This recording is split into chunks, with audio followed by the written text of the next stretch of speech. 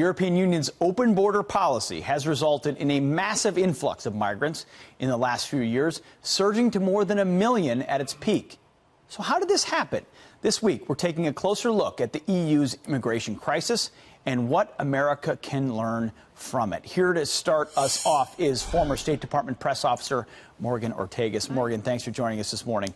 Hey, Pete. So you see these tweets from the president about NATO, and that's one issue. But another issue is what's happened inside the borders or borderless countries of Europe. As we've seen this influx of migrants, it's going to change the complex of these countries. How has Europe changed as a result of the surges of migrants? Well, Pete, like any of these issues, dealing with a migrant issue is incredibly complex. So if you go back to 1985, that's when the European countries had the Schengen Agreement, where they agreed to basically open borders, where you could have travel and goods throughout the European Union.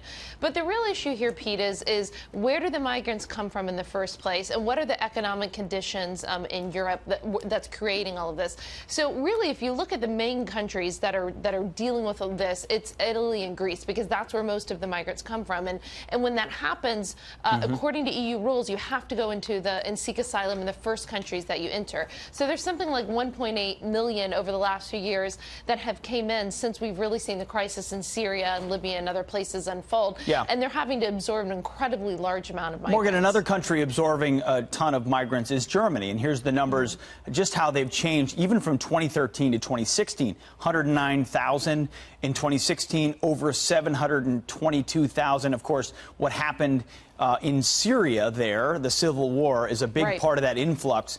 But has Europe adjusted to the reality that their demographics are going to change if they don't deal with their borders?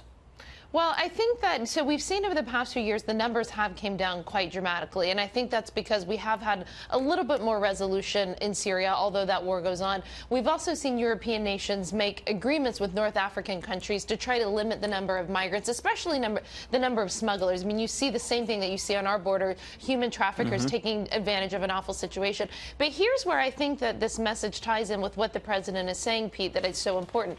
The president is urging these European countries, these NATO countries, to spend more on their own defense. Yes. And back in 2012, I was screaming because then President Barack Obama did nothing about Syria when they crossed the red line. What happens when you have these failed states like Syria, when you see what's going on in Libya today in Africa, when the U.S., when NATO, if we choose not to lead in these countries and help resolve these crises, then you're going to see that's the cause of all of these migrants and people seeking asylum, because there's a civil war going on in their country. What else are they going to do? Absolutely, Morgan. Very interesting stuff. And it'll be interesting to see how these NATO countries respond to the call for increasing their defense budgets. Tomorrow, we're going to go to part.